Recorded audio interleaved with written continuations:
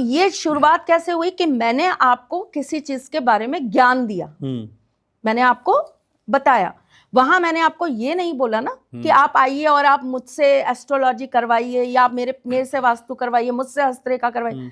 मुझे लगा आपने मुझसे नॉलेज के लिए बुलाया है, मेरे को जेन्युइन नॉलेज देनी है, मैंने दे दी आपको।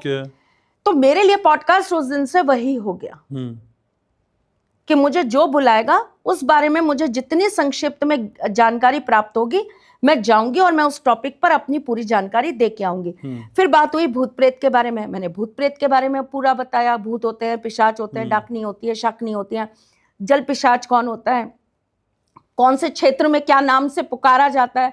तो देखिए, आप अगर मेरे 100 पॉडकास्ट उठाएंगे ना घनश्याम जी, तो आपको 100 के अंदर 100 आउट ऑफ 100 आपको सिर्फ नॉलेज मिलेगी।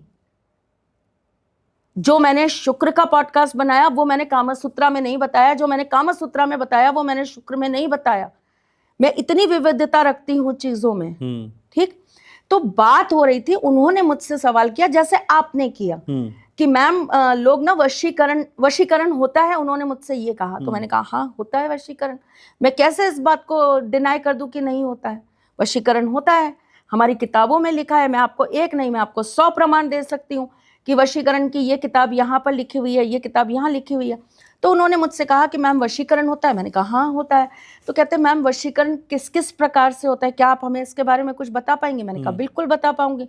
तो मैंने उनको बताया, और आप जब उस पूरे पॉडकास्ट को ध्यान से सुनेंगे तो मैंने उस चीज को बताने से पहले ये बोला कि कुछ तांत्रिक, कुछ पंडित, कुछ लोग ऐसा बोलते हैं कि पीरियड के मानसिक धर्म से भी वशीकरण किया जाता है।